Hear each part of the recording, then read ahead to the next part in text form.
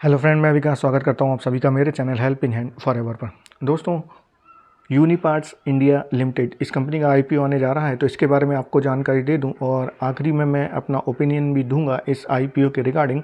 तो चलिए पहले आपको जानकारी दे देता हूं इस आईपीओ के रिगार्डिंग। तो कंपनी जो है यानी कि यूनिपार्ट इंडिया लिमिटेड, ये जो इनकॉर्पोरेटेड हुई थी, ये हुई थी 1994 में। तो काफ़ी पुरानी कंपनी है ये। और कंपनी का जो काम है, तो ये मैन्युफैक्चरर है, इंजीनियर्ड सिस्टम एंड सॉल्यूशंस के जो है ये मैन्युफैक्चरर हैं।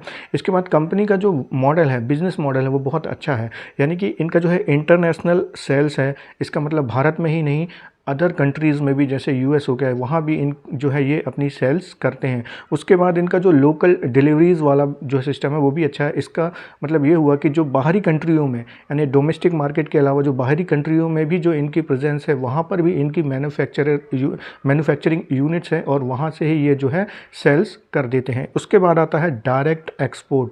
इसका मतलब यहाँ पर अगर जो इंडिया से जो माल सप्लाई हो रहा है यानी एक्सपोर्ट कर रहे हैं, वो डायरेक्ट अपने मैन्युफैक्चरिंग यूनिट से ये जो है कंज्यूमर को डायरेक्ट सप्लाई करते हैं। और इसके बाद इनका जो एक और मॉडल है वो है वेयर हाउस सेल्स का।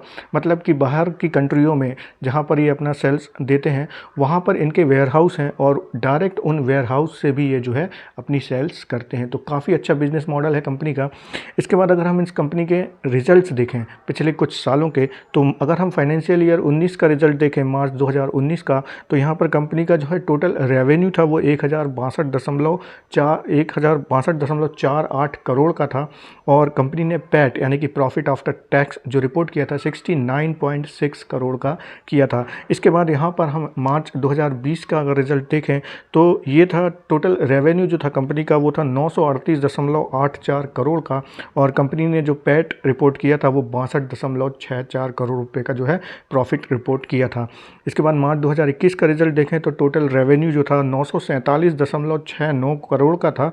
बट कंपनी का जो है प्रॉफिट काफ़ी अच्छा जंप हुआ और इन्होंने जो पैट रिपोर्ट किया था 93.15 करोड़ का था। इसके बाद मार्च 2022 का हम देखें रिजल्ट, तो यहाँ पर टोटल रेवेन्यू जो था कंपनी का 1231.04 करोड़ रुपीज़ का था।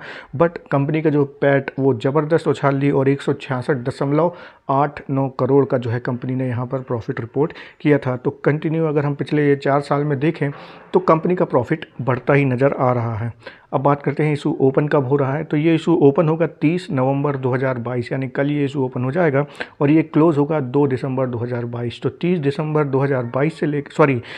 नवंबर 2022 को इशू ओपन होगा और ये क्लोज़ होगा 2 दिसंबर 2022 को। तो 30 नवंबर से लेकर 2 दिसंबर तक आप जो है इस इशू के लिए अप्लाई कर सकते हैं अगर आप करना चाहते हैं तो।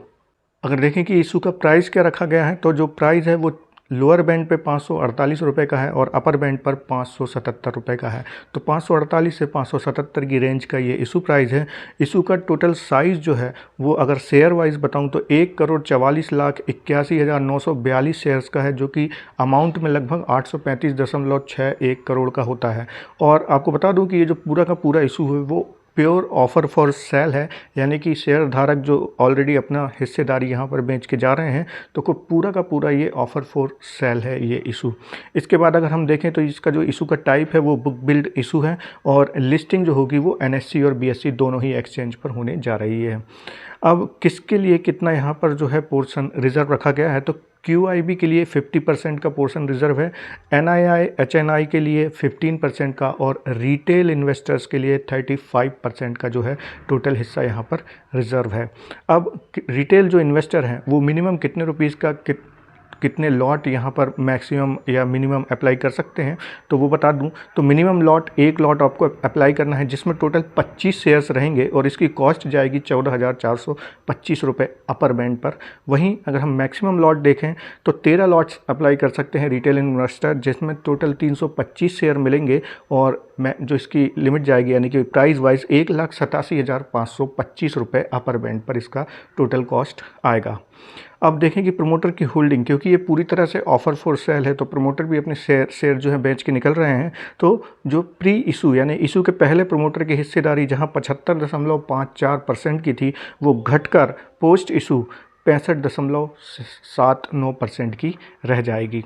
अब इसके बाद कुछ अन्य महत्वपूर्ण डेट भी आपको बता दूं तो अलॉटमेंट की जो डेट रखी गई है वो 7 दिसंबर 2022 की है। ये टेंटेटिव डेट है, हो सकता है कंपनी इसमें चेंजेस कर दे, बट अभी जो टेंटेटिव डेट है वो आपको बता देता हूं। तो अलॉटमेंट होगा 7 दिसंबर 2022 को।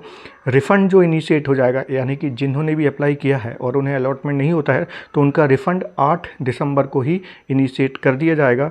क्रेडिट जो हो जाएंगे शेयर्स आपके डीमेट अकाउंट में वो 9 दिसंबर 2022 को होंगे और इनकी जो लिस्टिंग एक्सपेक्टेड है वो 12 दिसंबर 2022 को एक्सपेक्टेड है। तो अगर हम देखें तो प्राइस वाइज इशू काफ़ी सही लगता है, क्योंकि कंपनी के अगर पिछले फाइनेंशियल्स देखें तो वो बहुत अच्छे हैं। तो यहाँ पर medium term to long term पैसा यहाँ पर जो है पार्क किया जा सकता है।